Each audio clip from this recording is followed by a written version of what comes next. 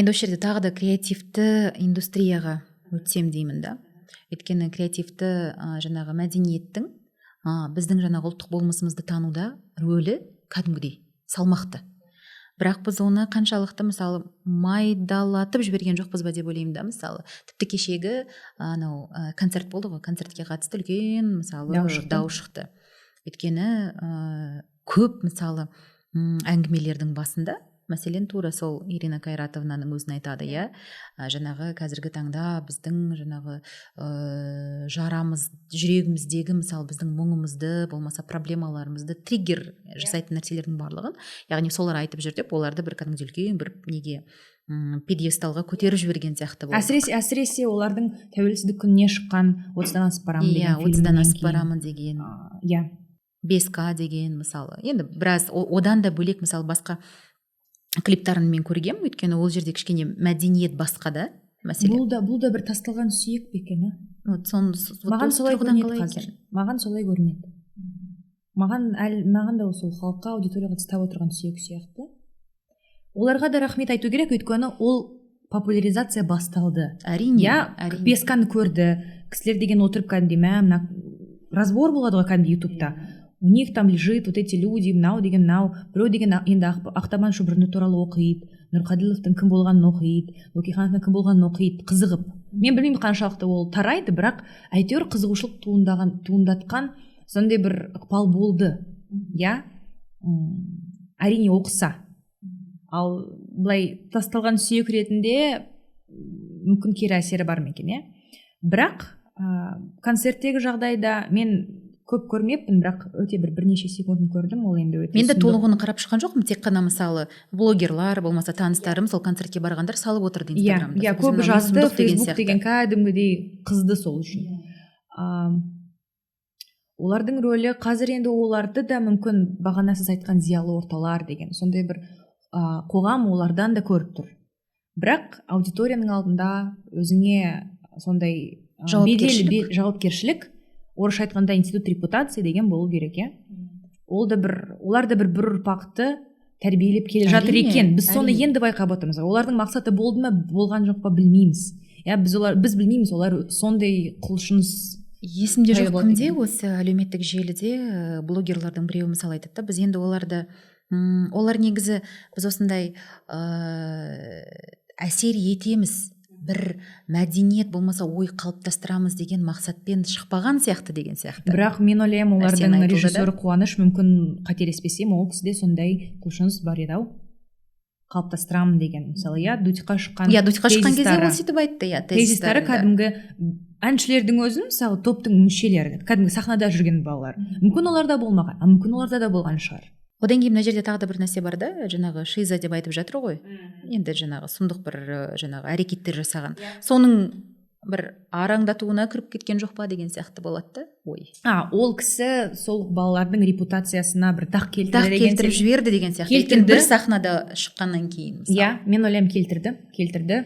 Олар соны күтпеген иә, сол үшін олардың мүшелері кешірім сұрау видеосын жасады деген сияқты. Бірақ халық соған да көңілсіз жазып отыр ғой. Ал енді тағы кім кешірім сұрайды? Ал сұраңдар, қазір ол деген бір мем ғой, былайша айтқанда, видеосы. Бірақ мысалы маған енді біз жастар деп мысалы айтып жатырмыз, өзіміз де сол жастардың қатарындамыз ғой. Дегенмен олардың сондай бір қорықпай мысалы талап етуінің өзі де бір күшті нәрсе да. Былайша айтқан кезде өздеріне деген оларға қалай мені сыйламайды деген сияқты нәрселердің да сондай бір өздерінің былайша айтқан кезде границаларын біледі. Иә, ол деген бір табынып кетпейді. Өте бір керемет үрдіс қой. Шынымен, өте бір керемет үрдіс. Бірақ табынып кетпейді деген олар да көреді ғой шындықты. Қазір ақпарат бар, барлығы ақымақ емес. Халық ақымақ емес, иә, мысалы. Сондықтан мен енді ойлаймын, бұл деген ика деген өте бір, қалай айтсам екен, орысша айтқанда қазір ол явление ғой. Ол тек қана топ емес, ол шынымен де бір ықпалы бар. Бірақ енді білмеймін, ең бастысы қазір осындай информационный шум дейді ғой, осындай көп сүйек тастар кезде сол халыққа бір шығып бір итке ет беретін бір тек қана ағартушылық мен үшін. Өйткені ақпарат керек, кеңес керек. Мысалы, сіздің подкастыңыз Алмаш Жүнісбаймен. Мен ойлаймын, оны кәдімгідей әрбір отырған отбасыға кеше клипті көрген иканың, ал ертең мысалы мына подкаст қараңыздар, Алмаш Жүнісбайға фейсбукқа жазылыңыздар, оқыңыздар. Сол кісінің айтқан нәрселерін тарату керек, иә, мысалы. Мен оны бүгін де айтқан, мен айтып келе жатырмын. Мысалы бізде тарихшылар қазір өте қолжетімді болу керек. Қолжетімді емес енді, бірақ олар айтқан ақпарат қолжетімді болу керек. Иә, әлеуметтік желіде мысалы Алмаш жазады фейсбукта. Өте белсенді. Бірақ олар санаулы. Олар санаулы. Содан кейін телеграмда, фейсбукта өте белсенді Радик Темірғалиев, иә. Көптеген қазір фейсбукта жоқ кісілердің көбі. Бірақ өкінішке орай инстаграм аудиториясына да керек ол. Әрине SMM мамандар айтар еді, иә, фейсбуктың жөні бөлек, оның аудиториясы бөлек, инстаграмда бөлек. Бірақ инстаграмдың аудиториясына кім береді ағартуда? Оларға ақпаратты кім береді? Олар сонда осындай шизалардың өлеңін тыңдап сөйтіп жүре бере ме? Енді оларға да бір сондай ақпарат керек қой. Олар фейсбукқа өтеді деп мен күмәнданам. Өйткені өкінішке орай фейсбуктың интерфейсі сұмдық. Мен өзім фейсбукқа жазам. Бізде Paperlab'та Making You Experts деген жоба бар. Мен негізі сол жобаның аясында шығып отырған адаммын. Зерттеушілер, осындай салаларда жүрген адамдар кәдімгідей халықтың назарына шығып, әлеуметтік желілерге шығып, интервью, подкасттарға шығып, өздерінің зерттеулері туралы, ойлар туралы айту керек. Бұл керемет жоба, мен ойлаймын. Мен өзім сол жобаға үлкен рахмет айтамын, өйткені жыл бойы енді бұл жобаның ұзақтығы 21 жылдың желтоқсаны мен 22-нің тамыз 42 айларында бітіп қалады. Қазір біз нақты ортасына келдік. Өте керемет жоба. Өйткені соның аясында зерттеушілер, мамандар өздерінің ойымен бөлісе алады, және ол даладан келген кісілер емес. Кәдімгідей қанша, мен ойлаймын, қандай керемет заманда өмір сүріп келе жатырмыз. Мысалы, сол Алмастың мысалы, иә. Қаншама еңбек архивта, қаншама еңбек жатыр. Қанша еңбек. Мен қоғамға айтарым, қандай бақыттысыздар, осындай адамдардың барлық жинаған тегін тыңдауға болады. Фейсбугін аш, қара, барлығы тегін, барлығы қолжетімді. Ол кәдімгідей уақытын бөліп, оған ол үшін ешкім төлемейді, кәдімгі ынтамен, сіздің жасап отырғаныңыз еңбегіңіз кәдімгі ынта. Барлығы тегін. Құдай ау, ашыңыздар да оқыңыздар. Өте бір керемет. Енді меніңше бұл бір сондай бір уақыт болды. Біз мүлдем мына бір білімнен бір алыстап кеттік та, былайша айтқан кезде. Ал қазір енді ақырындап бізде жаңа бір буын өсіп келе жатыр. Буын қалыптасты. Оның үстіне мысалы интернет, яғни басқа құралдар қалыптасты, иә, оның платформалар бар қазіргі таңда таратуға. Енді сәл қалғаны ол аудиторияны соған бейімдеу, үйрету. Енді бір қазір түсінесіз, ағартушылыққа өте көп инструмент бар. Қазір подкаст деген өте керемет. Мысалы, мен Орды и империи деген подкаст бар. Иә, мен айтпақшы оны тыңдадым. Иә, мен өзім достарыма да кеңес берем. Өте пайдалы. Подкаст деген өте керемет нәрсе ғой, әсіресе подкаст платформаларында, иә. Қалтаңа салдың, шаруаңды істей бер, жүгір. Мен көбінесе подкасттарды сол жаяу жүргенде тыңдаймын, немесе үй жинағанда тыңдаймын, иә. Немесе кейбір подкасттарды кәдімгідей отырып тыңдау керек. Мысалы, Орды империи деген көбін мен кәдімгідей конспектлеп жазатын. Одан кейін ол қысқа. Өте қысқа. Қаншалықты бақытты жанбыз соның барлығына қол жеткізе алатын. Мысалы, профессорлар, иә, олар кәдімгідей қанша жыл еңбек етті, қанша ақша, қанша тер. Олар саған тегін беріп отыр. Ал да оқы. Оған бір университетке ақша төлеп, немесе грантта ұтып алып жарайды. Барып қажеті жоқ. Ал да оқы. Тек қана сол кісілерге біраз белсендірек болу керек. Одан кейін бізде мынандай бір мәселе бар да, жаңағы тағы да қазақ тіліне қатысты. Қазақ тілді сапалы контенттер аз. Қазақ тілінде мықты, мысалы жаңағы тезисна дейміз ғой енді, бір месседждарды мықты айтатын эксперттер де аз. Олар аз емес, олар көрінбейді. Олар, түсінесіз бе, қазақ тілді аудиторияда өкінішке орай, иә. Білмеймін, біз қазақ тілді аудиторияны бір екінші сортты қылып тастағанбыз ба, сондай бір нәрсе бар. Түсінесіз бе, ол инфлюенсерлер, ол ақпарат берушілердің беретін ақпараты, енді ол сұмдық деп айтқым келмейді, олардың еңбектері ғой, олардың нандары ғой. Бірақ енді ол ешқандай ақпараттық құндылығы жоқ емес, бірақ ол басқа салаларды қамтиды. Ал мысалы бір құнды ақпарат бергенге білмеймін, қаншалықты үлес қосады. Мен олардың еңбектерін шетке асырып тастағым келмейді. Әрине олар өте қиын жұмыс контент жасау деген, иә. Мен өзім жаза бастағаннан кейін мен кәдімгідей әлі жүйелей алмаймын. Бізде ментор бар, сол Making You Experts'тағы. Менің менторым Жалғас Ертай. Ол кісі маған ұрысып отырады фейсбукқа жүйелеп кәдімгідей күнде жазып отыру керек. Біз қазір твиттерға шықтық, иә, мысалы өте қиын. Мен деген кәдімгідей күнімнің 1-2 сағаты кетеді. Сапалы ақпарат бергім келеді халыққа, иә, оқырмандарға. Және бірақ мені қуантатыны сұраныс бар. Сол допқа бардым, кісілер маған кәдімгідей өте көп сұрайды, иә, нені оқуға болады, кімді оқуға болады. Мен енді бірақ фейсбукқа барыңдар деп айта алмаймын, өйткені ол қиын. Ол деген кәдімгідей уақытты алады, фейсбукқа кете ме екен кісілер. Сондықтан мен бір фейсбукта оқыған адамдарды инстаграмға сілтеме беріп қоямын, немесе олардың тейстерін жазып қоямын. Бір кросс. Иә, сондай бір кросс-бридж сияқты, иә. Өйткені инстаграмда да аудиторияға бұл қажет. Мысалы Unknown Қазақ деген блогер бар. Ол кісі де үлкен еңбек жасап отыр. Мен бірақ кейде өкіндіретіні ол сілтеме бермейді кейде, иә, әдебиетіне деген. Ол жақта да ақпарат өте көп, халық оқып жатыр. Әйтеуір ағарып жатыр. Әйтеуір ағарып жатыр. Әйтеуір мен өзім де мысалы кезінде Түркістан Легион деген ол кісінің блогынан оқыдым. Бірақ аздап ақпарат көбірек керек та, яғни сілтеме беру керек, иә. Қайдан оқыдыңыз? Ол қайдан келді? Көбірек. Осы жерде мысалы біз ағарту деп айтып жатырмыз да. Бұның алдында мен бір подкаст жазғам. Асхат Еркінбаймен, бәлкім танисыз оны, иә, медиа тренер. Мен оны танымайды екенмін. Медиа тренер, енді жалпы медиа саласында ол тренер ретінде өте сондай танымал кісілердің бірі. Сонда айтады, енді мен бір жағынан енді ағартушылық деген нәрсеге бір халық бір кішкенедей бір тітіркеніп қарайтын сияқты деп өзі де айтты.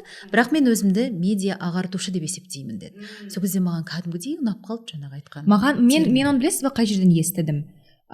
Біз бір жыл бұрын мен досыммен Dream Talks деген YouTube өзінше интервью бастағанбыз. Соған мен жүргізуші досым шақырған, сондай бір қызық кезең болған. Мен оған өзім досымды шақырдым, Лаура Вайгорова. Ол кісі қазір образовательный стартап, сондай нәрсемен Smart Test Prep деген, қалай айтсам екен қазақша қазір ол жоба емес, ол орталықты емес, олар кәдімгідей корпорация өсіп сондай инвест дегендерге қатысады. Мен одан сұраған кезде сені қалай таныстырайын қазір халыққа? Ол бүйтіп айтты: просветитель в сфере образования. Мен сол кезде просветитель дегенді естіп қалдым. Бір жыл болды ма, өткеніне 21-де түсірдік, аздап болмай қалды. Бірақ сол кезден мен сол просветительсіз Асхаттан естігендіктен мен сол досым Лаурадан естідім просветитель, яғни ағартушылық сондай бір жұмыс ретінде. Бірақ оны бір орысша айтқанда назидательный дейді ғой, жоғарыдан былай біреудің бүйтіп басынан қағып сондай болмау керек та. Яғни мен айтқан нәрсе тек қана дұрыс деп емес. Мысалы қазір біз подкастта айтып отырғанымызда, иә, оның әйтеуір мысалы менің өзімнің мақсаты халыққа мүмкіндік беру, ойлануға. Мүмкіндік емес, бір қызығушылық арттыруға. Мен қазір сізге айтып қалам, енді мүмкін ойланып қаларсыздар, мүмкін оқыларыңыз келеді, мүмкін келмейді, иә. Бірақ халыққа таңдау беру. Сенесіздер ме? Бәлкім келіспейсіздер. Көп нәрсемен мен айтқан, сіз айтқан, алмас, кез келген адам айтқан келіспеуге болады. Бірақ бұл сіздерге былайша айтқан кезде бір ойлануға деген мүмкіндік, серпінс. Көріңіздер, иә, қазақсыздар ма, қазақстандықсыздар ма? Тілдеріңіз, енді қазақ тілін үйренбесеңіздер, үйренуге тырысасыздар ма? Тырысып көріңіздер, иә. Біраз қалай айтсам екен? Бір-бірімізге деген жанашырлық жетпеспей тұр да. Абай айтқан ғой деймін, иә, оны адамзаттың бәрін сүй, бауырындай деп па, сондай бір сөзі. Сонда біраз бір-бірімізге деген сүйіспеншілік жетіспей тұр да, біз кім айтып еді? Қателеспесем, ресейлік журналист Катерина Гордееваның интервьюында Чулпан Хаматов айтты ма, кім айтты? Біз қазір махаббат, сүйіспеншілік жетіспейтін қоғамда өмір сүріп келе жатырмыз. Аздап деген сүйіспеншілік керек та бір-бірімізге. Бір ішкі эмоциялар дейсіз. Иә, бір-бірімізге көмектесу. Мен бүгін Динараның тікелей эфирінде де айтқам. Қазір адамдардың алдында көптеген есіктер жабылып қалуы мүмкін, қазақ тілі көп тарағанда, әсіресе орыс тілді аудитория үшін, иә.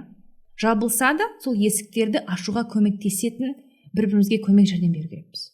Оның үстіне мысалы жаңағы қазақ тілді, орыс тілді демекші, қазіргі таңда біздің орыс тілді қазақтардың қазақ тілін үйренуге деген құлшынысы мына Украинадан кейінгі бір жағдайда кәдімгідей бір көрініс тауып жатыр. Мысалы мен өзім танитын блогерлардың өзі кәдімгідей тырысып жүр. Немесе менің айналамдағы орыс тілді достарым, таныстарым, әріптестерім, Зарина, қазақша сөйлейікші. қазақша үйретші, сенімен қазақша сөйлейікші дейді. Өйткені мен барынша енді өзімнің әлеуметтік желімде қазақша сөйлеуге тырысамын. Бірақ не дегенмен мысалы жұмыста басқа жерде ол көп жағдайда орта бар, ортаға сай орысша мысалы сөйлеп кетемін. Тіпті бүгінгі подкасттың өзінде мысалы бұның алдындағы 4 подкаст орыс тілінде жазылды, енді мына 5-ші эпизод қазақ тілінде жазылып жатқанына мен шыны керек өте қуанышты болып отырмын. Мен де қуанышты болып отырмын соның барлығын қазақша қозғап отырғанымызға. Өйткені мен мысалы допта орыс тілінде көп нәрсені айттық, одан комментарийлер жазылды маған. Мына қыз орыс тілін білмейтін, қазақ тілін білмейтіндіктен орысша сайрап отырсыз деп деген сияқты. Сол кезде мені қорғап қалған кісілерге рахмет. Кейбіреулер айтады, Өскемен қаласының, маған сол комментарий ұнады, Өскемен қаласының тумасымын деп қазақ тілін білмейтін адам айтпайды ешқашан деген сияқты. Мұқият тыңдаңыздар деген сияқты. Сондықтан мен де қуанам, қазір біз бұл ақпаратты қазақ тілінде бере аламыз деген. Егер қазір соған көшетін болсақ, мысалы тіл туралы, қазақ тілдер, орыс тілдер, сол біраз түсініспеушілік жетіспейді.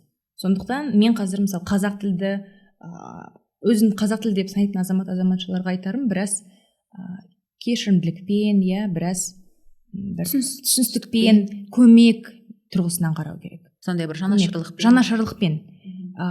Сонда біраз мейірімділік болсақ, үйренбеймін дегендер де үйренеді. Тек қана орыс тілім жетіп отыр деген, сондай да мен бір инфлюенсерден естігем. Ол кісі айтады, мен орыс тілін білем, өзі қазақ этника, мен орыс тілін білем, маған жетеді.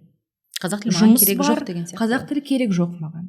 Өте өкінішті. Біз әрине білмейміз оның қандай оқиғалар болған, неге үйренбеді деген сияқты. Орыс тілді ортадан шыққан сияқты.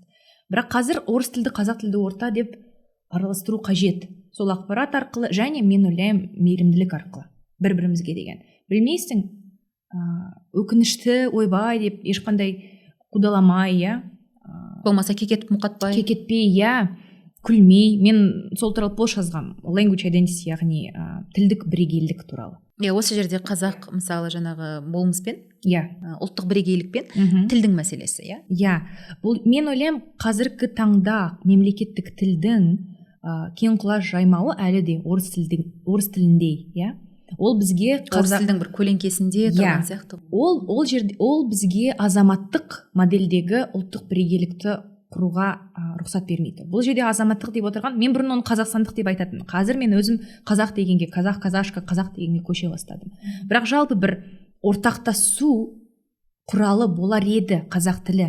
Егер қазақ тілі өте бір кең құлаш жайса, қазір барлық жерде қолданса, қазір шынымен де мемлекеттік тіл деген атына сай болса. Негізі мен ойлаймын да, осы жерде мәселен көп өңірде қазақ тілі кәдімгідей қолданыс, кәдімгі күнделікті өмірде қолданыс тілі. Ал мысалы өзіміздің мегаполистерде, ірі Алматы мен Астанада орыс тілі кәдімгі қолданыс, байланыс, жаңағы ұлтаралық демей қойын, жалпы байланыс тілі мысалы. Ал егер осыны біз жаңағы үлкен мегаполиста бір былайша айтқан кезде сәнге айналдырсақ, меніңше көп жаңағы жұрттықтың бәрін жамап жіберетін сияқты да. Жақында, жоқ, ол қателеспесем соғысқа дейін оны Лавров айтқан болу керек. Ресейдің әйтеуір бір шенеунігі айтқан. Қазақстан ол көбінесе орыс тілді ел ғой. Бұның әрине бір шындығы, енді қоғамның көбі орыс тілінде сөйлейді, бірақ мен өзімнің бір кісіге айттым, сөйтіп айттым, неткен масқара, қандай сұмдық. Ол кісі маған айтады, өзім танысым. Енді бұл шын ғой. Танысым өзі орыс тілді. Мойындап тұр дейсіз ғой. Ол шын ғой дейді. Қазір барып Шымкентке барыңызшы, Қызылордаға барыңызшы, енді Қазақстан орыс тілді орта деп. Ол кісілер сіздерге көкесін көрсетеді орыс тілді болғаныңыз, Бірақ мен өте соны аңсаймын, бір күн келеді деп, орыс тілді қазақ тілді деп екі орта болмайды. Тек қана сол Қазақстанның қоғамы тіл талғамайтын қоғам, болу керек деп. Өйткені мен өзімді көп уақытқа дейін тілдік қолданысым бойынша өзімді кіммін деп идентификациялап көрдім.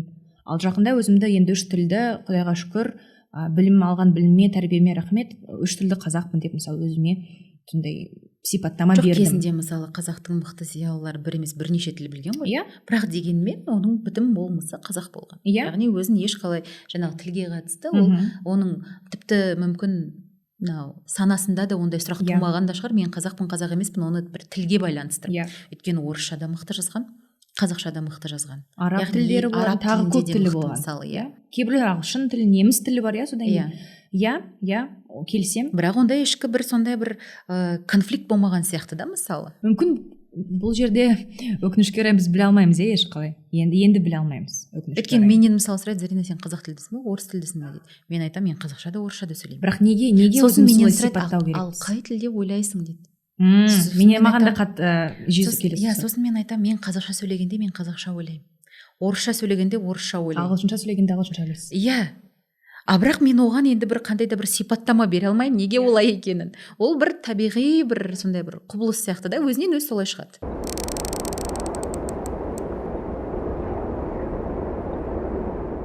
Бізде қазір 2 маусым күні Paperlab болып біз талқылама жасаймыз, эксперт талқылама тіл туралы. Қазақстанға қандай тіл саясаты керек. Подкаст шыққанға дейін бұл өтіп қояды, бірақ біздің жобада видео нұсқасын шығарамыз, сондықтан оған дейін бір видео нұсқасын дайын, сілтемесін беруге болады. Иә. Ол қандай тілдік саясат қажет? Әлеуметтік лингвист Анна Климченко деген кісі келеді бізге, әріптесіміз. Содан кейін Назгүл Қожабек деген кісіні шақырдық. Мен ол кісімен жазғам. Иә, Stephen World баспасының бас редакторы, иә. Өте, ол да бір Stephen World деген кәдімгі, мен сіз подкастыңызды тыңдадым, Раиса Қадырмен. Ол да бір үлкен еңбек, иә, тілді былайша айтқанда, тілге көмек. Енді танытты да, мысалы Гарри Поттер айналайын арасында да өзіміздің қазақтың жаңағы әріптерімен ақ әдемілеп айтуға болатын. Тіпті оған біздің жаңағы дыбысталуымыз да келеді да, мысалы қазақ тілінің қиналудың керегі жоқ. Ол біздің привилегия деген жаман сөз енді, бірақ ол қазақ тілінің сондай ұтымдылығы ғой. Иә, біз ондай әріптерді біздің бір төл әріптермен суреттей аламыз деген, иә. Содан кейін олардан бөлек бізге Казаграммарның мүшесі Мақсат Арзаманы шақырдық. Ол кісі болады. Содан кейін енді біз үміттенеміз, тіл комитетінен біреу келеді деп. Қызу талқылама болады деп ойлаймын. Өйткені тіл деген кәдімгідей бір ауыр жара қоғам үшін. Сондықтан біз енді қазіргі таңда біз тілден іздейміз ұлттық бір бірегейлікті болмысымызды. Тіпті жаңағы креативті индустрияның ішіндегі фэшнді алайық, иә. Фэшнда мысалы жаңағы қазақша жазу, ол кәдімгідей бір тренд. Содан кейін латиницамен жазасыз ба, кириллицамен жазасыз ба? Ол да бір қызық нәрсе. Өйткені көбінесе қазір латиницамен жазылады ғой, мысалы. Әсіресе мүмкін қазіргі қалай айтсам екен, енді геосаяси жағдайға байланысты, иә, мысалы орыс тілінің ары қарай тағдыры не болмақ деген сондай. Қаншалықты кириллица болады деген. Көбінесе сол латын әріптерімен жазу ғой. Мысалы қандай бар? Дүрт сөз дегеннің өзі. Иә. Көшеміз ба латын алфавитіне, көшпейміз ба? Бұл да бір үлкен, иә, сұрақ болып отыр. Бірақ тіл кәдімгідей өте үлкен біріктіруші құрал, потенциал бар мемлекеттік тілдің. Ол болу керек қой, негізі Францияда мысалы, иә, егер француз тілін білсе, магистратура қателеспесем тегін. Иә, ол қаншалықты үлкен, ағылшынша айтқанда инсентив, иә, себеп тілді үйренуге. Яғни тілді үйренуге бір мотивация. Әрине, егер біз ұлтжандылық тұрғысынан алсақ, мотивация болмау керек, иә. Сен бұл елде өмір сүресің, тілді біл, болды. Ешқандай себеп жоқ, ешқандай қосымша бір өзіңе мотивация іздеме, иә. Бірақ бұл шындықтың бетін ашсақ, ол енді олай емес қой. Біз айта алмаймыз, көшеде жүрген кез келген азаматша қандай этникалық топ болмасын, тіл үйрен, өйткені сен адамдар керісінше қашады, ол керісінше кері механизм, иә. Ал егер құрал берсек, егер мүмкіндік берсек, қазақ тілі сізге мынандай мүмкіндік ашады, қазақ тілі сізге мынандай мүмкіндік ашады. Мен жақында өткен жұма күні Сәкен Сұңқар деген Қуанышбаевдағы қойылымға бардым апайыммен. Ол кісі 70-ші жылдар туған, орысша мектеп бітірген, сондай буынға жататын кісі, иә. Бірақ енді ол қазақ тілін түсінеді, үйдің қазағы деген сондай бір қазақ тілі бар, бірақ ол маған айтады, біз кәдімгідей өте әсерлі қойылым. Егер астында болып қалсаңыз, Қуанышбаевқа барсаңыз, егер сол театр ұнаса, барыңыздар. Өте әсерлі. Сол жерде Ахмет Байтұрсыновты өте керемет сомдаған, маған сол ұнады қатты. Сонда апайым айтады маған, мен срочно тіл үйрену керекпін. Срочно. Кәдімгідей менде ыза бар дейді. Мен мынаны барлығын тыңдап отырмын, түсінемін, бірақ көп нәрседен мен тыс қалып отырмын. Мен мысалы кейбір жерлерін ол кісіге аударып отырдым. Бірақ жиі емес, кей жерлерде, иә. Сонда осыдан пайда болып тұр ғой.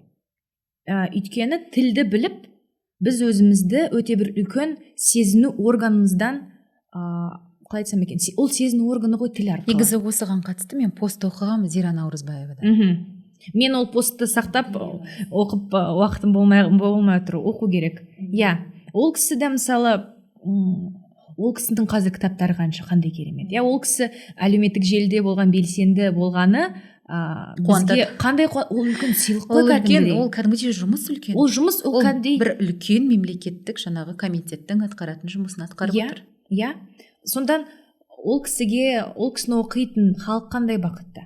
Қаншама еңбек тұрды. Иә, әрбір постты қойсын, ол барлық жиған терген бөлісіп отыр. Тегін халық аш та оқы деген сияқты. Ал бұл жерде егер тілге қайтадан келетін болсақ, сол тіл біріктіретін бір құрал болар еді. Иә, қазір бізде егер мысалы ұлт құраушылықты біз үй деп салсақ, кірпіш жан жақта жатыр да, ал кірпіштерді бірімен жабыстыратын сол тіл болып отыр. Қазір мемлекеттік тілді алға сүйресек, олар қарай жүріп, бұл жерде мүмкін логикалық тұрған ұлттық бірегейлікті бүйтіп қалыптастырып қалар деген сияқты. Қазір қателеспесем сол. Енді негізі біздің жағдайда, яғни біздің ұлттық бірегейлікті біріктіретін ол тіл деп отырсыз ғой. Иә. Мен өзім соған біреумен сөйлесіп отырамын. Қазақстандық деп отырғанбыз. Мен ойлаймын, мүмкін қазақстандық деп қалыптаспауымыздың бір себебі ол мемлекеттік тілдің сол үлкен қолданыста әлі жүрмеуі, 100% қолданылмауы, иә, мысалы. Бірақ бұл жерде мен дисклеймер айтқым келеді, иә, орыс тілін төмендетіп тұрғаным емес. Ол да өте ыңғайлы тіл, иә, мысалы біз кез келген елге барып, бұрынғы ТМД деген формулировканы қатты. Енді кез келген орыс тілді ортада біз сөйлесе аламыз, иә, белорус болсын, өзбек болсын, тәжік болсын, тағы кімдер. Енді бұрын біздің ортақ кешегі күнімізге, яғни қолдана аламыз деген сияқты. Ал бірақ егер сол мемлекеттік тілге келетін болсақ, кәдімгі ұлттық бірегейлікті қалыптастыра алады. Қазір бірақ мен қазақстандық деген ойымнан айныдым. Бірақ әрбір өйткені біріншіден ол ыңғайсыз, ол өте ұзақ. Шетелдік айтып көріңізші, Қазақстани. Олар үшін біз кәдімгі қазақпыз. Біз Орта Азияда, мен ойлаймын, бізде ғана сондай бір дихотомия бар да, дебат бар да, қазақ па, қазақстандық па. Олар айтпайды ғой, біз өзбек па, өзбекстандық па. Енді жалпы негізі жаңағы nation building деген бар, nation state building деген бар. Мысалы, егер жаңағы nation building тұрғысынан қарайтын болсақ, қазақстандық деген енді бір сондай бір инклюзиясы көбірек сияқты. Иә, инклюзиясы көбірек. Басқа этникалық топтарды. Одан кейін бізде мына толеранттық деген нәрсені тым көп мысалы қоғамда айтып кетті да. Сол тұрғыдан біз мысалы енді басқа ұлт өкілін сен қазақсың деп айтпаймыз, қазақстандық деп ренжітпеудің бір көңіліне қарап мысалы сол тұрғыдан айтып кетті. Ал біз не істей аламыз сол басқа ұлт өкілін өзін мен қазақпын деп сезінетіндей айтуға? Әрине Головкин шығады айтады, я қазақ. Әрине, бірақ ол бөлек нәрсе. Басқа ұлт өкілдерінің барлығы Головкин емес, иә. Ол айтып шықса, ал ертең мысалы Головкин жеңіліс тапса, бірден я қазақ деген ұмытылады, иә. Ол да өте бір қызық кейс. Бірақ бізге бір инклюзиялық инструменттер керек. Тілді мен ойлаймын, кәдімгі мейірім жинап алып, төзімділік жинап алып, бір-бірімізге деген бір көмек керек. Мен бұрын шынды айтайын, көбінесе әлеуметтік желіде белсенді болмайтынмын да, бірақ жазсам орыс тілінде жазам, көбінде орыс тілінде сөйлеймін. Бірақ мына жобада мысалы Making New Experts'та маған айтты, сен қазақ тілін білесің, қазақша жаз. Тек қана қазақша жазасың деді. Басында жалғаспен сол Фейсбукта тек қана қазақша жазуды бастадық. Мен мүмкін аударма жоқ, қазақша жаздым. Бірақ доптан кейін біраз үш тілге көшуді ұйғардық, өйткені бұл жерде үлкен топ бар, иә. Орыс тілінде сөйлейтін, бірақ қазақ тілін үйренгісі келетін. Сол кісілерге де бір бөліспесек, бір қалай айтсам екен, жадный деген қазақша қалай еді. Енді бір өзіме бір сақтап бөліспегенім бе, жадный сетіп получается. Егер осынде бар болса, іштарлық, иә, іштарлық. Ішің тар болмай бөлсеңші. Иә, егер тіл білсеңіз, кісілер қасыңыздағы қазақ тілін білмесе көмектесіңіздер. Ың мен ынды қалай ажыратуға болады, көмектесіңіздер, иә. Қандай жұрнақ жалғау көмектесіңіздер. Кәдімгі жәрдемдесу керек қазір. Бұл мүмкін бір азаматтық ұлттық бірегейлікті қалыптастыруға ықпал болатын үлкен сондай құраушы. Мысалы, менің достарымның арасында қазір мынандай дискуссия бар да. Мәселен, біз қазір тым қазақ тілі, қазақ деп кеттік. ол ертең біздің жаңағы саяси тұрғыдан қаншалықты дұрыс деген сияқты ертең бір араңдап қалмаймыз ба деп сондай жастардың арасында сондай ой барын байқадым. Бар. Мен ойлаймын тек қана жастардікінде емес, мүмкін аға орта буында ол міндетті түрде бар. Ол by default. Ал енді жастардың арасында, өйткені жастар бәрібір ондай бір қорқынышпен өмір сүріп көрмеген ғой. Бірақ сонда да бір арғы жағын ойлайды. Ертең не болады деген сияқты. Иә. Не болып қалады деген сияқты. Ол бір тарихи жады ғой, иә, біз не болып қалады, Құдай әйтеуір бір нәрсе болып қалмасын дегеннен қорқамыз ғой. Бірақ ол қалып тұрдыс қой. Біз егер Қазақстан деген елде тұрсақ, неге біз қазақ тілін қолданбаймыз? Неге біз Испанияға барғанда испан тілін естиміз, қолданамыз, неге біз оны қалыпты жағдай деп қабылдаймыз? Ал неге бұл бізге сондай сұрақ тудыру қажет, иә? Бірақ бұл жерде түсінесіз бе, мен ойлаймын бұл жерде өте мұқият болу керек та. Әрине, бұл қазір тым агрессияға ұшырамау керек. Бірақ қазір агрессия болады, агрессияда болады, тым үлкен бір бақыт сезімдері де болады. Мен оны бүгін де айтқам, қазіргі оның барлығы сезімтал болғаны өте бір сондай, әлі де бұл жара. Мен ойлаймын да, бұл аздап тарихи жара бізде. Ол қазір жараны жазу керек. Өтірік бір осыған дейін өтірік таңып қойған жара болатын, түсінесіз? Ал енді емдеу керек. Ол ертең бір орысша айтқанда шрам болып қалады, мүмкін. Бірақ ол жараны емдеу керек. Ал бір таңып байлап өтірік бір оның үстіне тіпті тұз сеуіп, ол кәдімгі жараны емдеу керек. Емдеу ұзаққа созылады, регенерация деген сондай процесс, бірақ сол жәрдемдесу арқылы, көмектесу арқылы, кешірімді, төзімді болу арқылы тілді де таратуға болады, және көмектесуге болады, бірегейлігіміз кім, қалай. Өкінішке орай қазіргі саяси жағдай, көрші елдердегі бұл оны барлығын тездетіп отыр. Енді жалпы қорытындылай келе, мына мас мәдениетпен қайттан бір алашордалықтарға бір айналып оралып өтсек, бір соғып өтсек, одан кейін сонымен өзіміздің әңгімемізді тәмамдасақ. Мас медиада бар, және мен ойлаймын бұл тым образдардың, бұл жерде қалай айтсам екен, екі жағдай, біз оларды, мен доптада айтқам, сакрализацияға ұшырата аламыз ба, яғни бұл киелі, ол кісілер тәуелсіздік, азаттық жолында құрбан болған кісілер, олардың фотосуреттерін, олардың аттарын қолдануға болмайды, немесе мұқият қолданып, немесе керісінше қолдана берейік, аздап бұған творческая свобода дейді ғой, аздап бір рұқсат берейік, шығармашылық шабыт берейік деген сияқты. Еркіндік берейік. Сол екеуінің арасында бір консенсус табу керек, компромисс табу керек деген сияқты. Бірақ бұл да болады, бұл да құрал. Медиа құрал, өнер өте үлкен құрал қазір. Тек қана ика емес, өте көп қой шынымен де, тек қана сол алашты айтып отырғандар.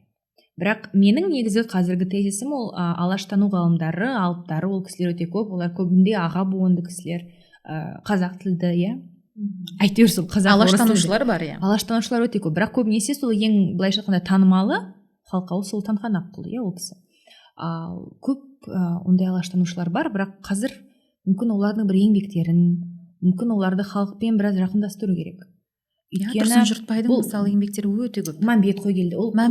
Түсінесіз бе, барлығы қазір ашық ақпарат арқылы барлығын уағыздауға болады. Уағыздау деген, білмеймін, насихаттауға, таратуға, яғни ақпарат бергенге болады. Халық қызығып отыр, халыққа қызық, халық сондай сұраныс бар. Сусырап отыр. Ал бірақ ақпарат қажет. Ол ақпаратты, түсінесіз бе, жоғарыдан төменге қарай емес, осы шындық, тек қана ақ, қара жоқ. Біраз мүмкіндік, ойлануға мүмкіндік беретін ақпарат керек. Медиада ол әлі де құлаш жая бастайды, қазір қаншама, мен жақында Олжа Пик деген жоба бар Инстаграмда. Мен Алматыға солардың наклейкаларын алайын деп әлі бармаппын. Ол кісілер кәдімгідей стикерлер, осындай стикер-пактар істейді. Алаш, ол жақта арасында Ыбырай Алтынсарин бар, Қонаев бар деген сияқты. Сол кісілердің бейнелерімен, айналдырып келген кезде сол бір 10 шақты бір тұлға дейсіз. Бірнеше тұлға, содан кейін жазу, Алаш мувмент па қателеспесем сондай бір жазған. Бұның барлығы нені көрсетеді? Бұның барлығы халыққа сол керек, қажет, бірақ енді халыққа, қоғамға ақпарат қажет көбірек. Көбірек сол Алмаз, Зира, көптеген тарихшыларды оқығысы келсе, кәдімгі әлеуметтік желіде солардың артынан жүрсін, ерсін, оқысын, тыңдасын. Қазір сол бір мамандардың заманы, мамандар өздерінің жиған терген беріп отыр.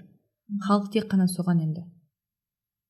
Тек қана соны алғысы келетіндер. Бірақ қазір біз өзіміздің ұлттық бір бірегейлігімізді тек қана алаштықтармен байланыстырып алған сияқтымыз ғой. Иә, бірақ ол тек қана алаш деп бөлінбеу керек, иә. Немесе медиада, кино тұрғысында бұл хандық дәуір туралы, иә. Қазір қателеспесем қандай фильм шығыпты? Бұрын қазақ хандығы болды. Қазір жаңа фильм шықты, қателеспесем Сатай фильм түсірген, кинотеатрларда бар. Мен қазір оған дейін тауып сілтемесін жібереміз.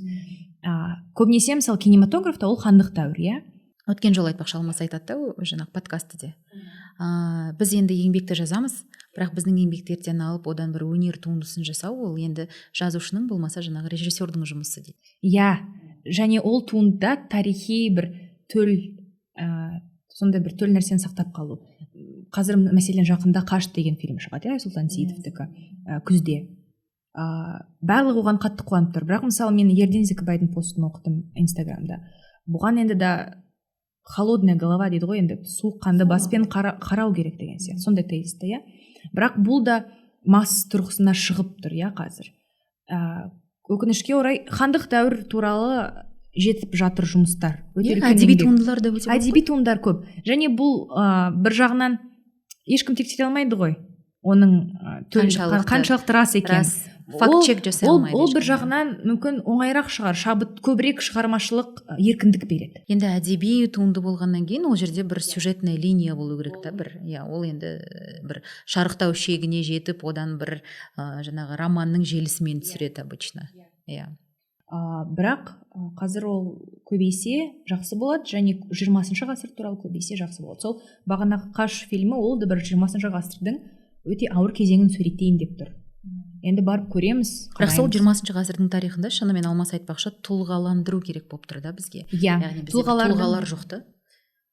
Мысалы біз Мария Стюарт болмаса Мария Антуанетта деп мысалы әртүрлі романдар.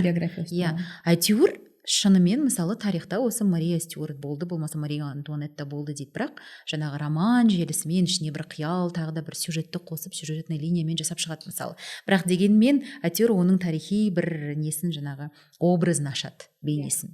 Мен бір сол Фатима Ғабитованың өмір баяны, оның өмір жолы кәдімгідей бір үлкен шығармашылық, білмеймін, фильм, сериал түсіретін сондай қалай айтсам екен, түсірсе екен дейсіз ғой. Білмеймін, оны өзім біреуге идея беріп бастамасам деген сияқты. Шынымен ол кісінің өмір баяны туралы. Бірақ ол мысалы қазір көп айтылса медиада, ертең режиссер оны оқып қалуы мүмкін, көріп, және оның ойына сол келуі мүмкін. Құрметті режиссерлар, хабарласыңыздар, бір нәрсе істейік. Өйткені ол кісілердің немерелері, олар айтып тұр, егер істесеңіздер қолдаймыз, көмек береміз. Ақпарат бар, архивқа кіріп жұмыс алуға болады. Ол бірақ оның алдында үлкен зерттеу қажет. Өйткені жай ғана фильм болсын деген сол сүйек тастамау керек. Ол деген кәдімгідей, ол да бір сүйек болып қалмасын, аш етке тасталған. Жақсы. Осымен онда біздің бүгінгі подкастын аяқтайық. Сізге көп рахмет. Сізге көп рахмет. Классно, вообще. Рахмет.